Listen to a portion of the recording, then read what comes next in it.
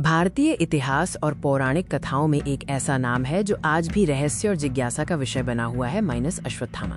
क्या अश्वत्थामा आज भी जीवित हैं? आइए इस रहस्यमय कहानी की गहराई में उतरते हैं और जानते हैं महाभारत के इस प्रमुख पात्र के जीवन, श्राप और अमरता के दावों के बारे में। अश्वत्थामा महाभारत युद्ध के महत्वपूर्ण योद्धाओं में से एक थे।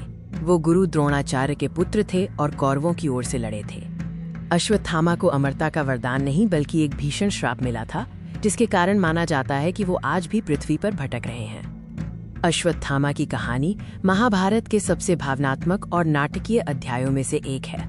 उनका जन्म, शिक्षा और युद्ध में उनकी भूमिका उन्हें एक जटिल चरित्र बनाती है।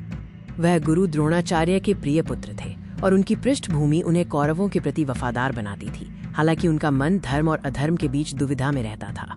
युद्ध में उनकी वीरता अतुलनीय थी। हालांकि अंतिम रात में उन्होंने सोते हुए पांडवों के पुत्रों का वध कर दिया, जो उनके सबसे भयानक कृत्यों में से एक था। इस जघन्य अपराध के बाद जब अश्वत्थामा ने ब्रह्मास्त्र का प्रयोग किया, तब भगवान कृष्ण ने उन्हें उनकी क्रूरता के लिए श्राप दिया।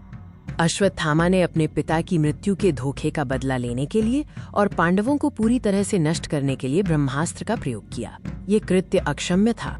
श्राप के तहत अश्वत्थामा को उनके माथे पर लगे मणि को हटाकर घाव के साथ हजारों वर्षों तक पृथ्वी पर अकेले भटकना होगा।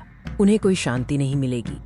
भारत के विभिन्न हिस्सों में अश्वत्थामा के आज भी जीवित होने के बारे में कई लोक कथाएं प्रचलित हैं, जो इस पौराणिक चरित्र के रहस्य को और गहरा करती हैं। मध्य प्रदेश और महाराष्ट्र के कुछ क्षेत्रों में लोगों का दावा है कि उन्होंने अश्वत्थामा को जंगलों और प्राचीन किलों के पास भटकते हुए देखा है। इन कहानियों में अक्सर ये बताया जाता है कि अश्वत्थामा ने लोगों से मदद मांगी, विशेषकर हल्दी या तेल के लिए, जो उनके माथे के घाव को ठीक करने के लिए आवश्यक था। अश्वत्थामा की कहानी समय के साथ चली आ रही है।